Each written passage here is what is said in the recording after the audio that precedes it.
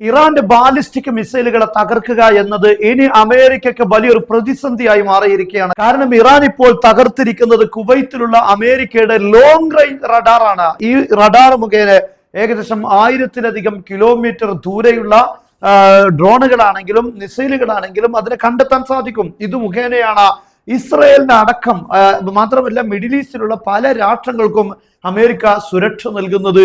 Ballistic മിസൈലുകൾ, drone ആക്രമണങ്ങൾ ഇതെല്ലാം നേരത്തെ കണ്ടെത്തി അതിനെ ഇന്റർസെപ്റ്റ് ചെയ്യാൻ സാധിക്കുന്നത് ഈ വളരെ പ്രധാനപ്പെട്ട റഡാറാണ്. ഇവിടെ 15 മീറ്റർ എന്ന് എഴുതിയത് നമുക്ക് കാണാൻ സാധിക്കും. അത്രയും വലിയ ഒരു റഡാർ സംവിധാനമാണ് മിഡിൽ ഈസ്റ്റിൽ കഴിഞ്ഞ ദിവസം ഇറാൻ തകർത്തിരിക്കുന്നത്. ഈ തകർത്ത റഡാർ മുഖേനയാണ് ഇസ്രയേലിന് അടക്കം അമേരിക്ക സംരക്ഷണം നൽകിയിരുന്നത്. ഇസ്രയേലിന്റെ കാര്യവും കട്ടപ്പുകയായി മാറിയിരിക്കുന്നു എന്നാണ് മനസ്സിലാക്കാൻ സാധിക്കുന്നത്. അതുപോലെ വേറെയും ചില റഡാർ സംവിധാനങ്ങൾ ഇറാൻ തകർത്തിട്ടുണ്ട്. ബൂബിയാൻ എന്നറിയപ്പെടുന്ന Iran army disables multiple US radar system in കുവൈത്തിലുള്ള വ്യത്യസ്തമായ റഡാർ സംവിധാനങ്ങൾ ഇറാൻ തകർത്തിരിക്കുകയാണ്. ആ കൂട്ടത്തിൽ ഇറാനോട് ചേർന്ന് നിൽക്കുന്ന കുവൈത്തിലെ ദ്വീപാണ് ബൂബിയാൻ എന്നറിയപ്പെടുന്നത്. ബൂബിയാനിലുള്ള റഡാർ സംവിധാനവും ഇപ്പോൾ ഇറാൻ തകർത്തിരിക്കുന്നു. അതിന് പ്രധാനപ്പെട്ട ഒരു കാരണമുണ്ട്.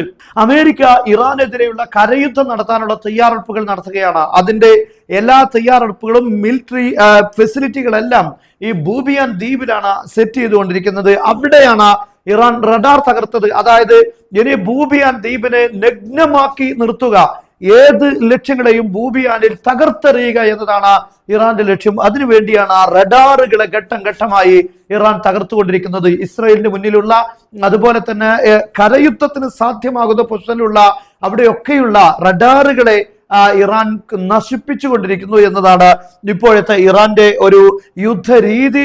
അതിലൂടെ അമേരിക്കയ്ക്ക് വലിയ രൂപത്തിലുള്ള പ്രതിസന്ധിയാണ് ഇപ്പോൾ മിഡിൽ ഈസ്റ്റിൽ ഉണ്ടാകുന്നത്. ഇറാന്റെ മിസൈലുകളെയും ഡ്രോണുകളെയും ഇന്റർസെപ്റ്റ് ചെയ്യാൻ കഴിയാത്ത ഒരു സാഹചര്യത്തിലേക്ക് അമേരിക്ക നീങ്ങുന്നു. അമേരിക്കൻ സൈനികരെ പോലും സംരക്ഷിക്കാൻ കഴിയാത്ത ദാരുണമായ സാഹചര്യങ്ങളിലേക്ക് എത്തുന്നു എന്നതാണ് ഇപ്പോൾ അമേരിക്കയെ ആശങ്കപ്പെടുത്തുന്നത്.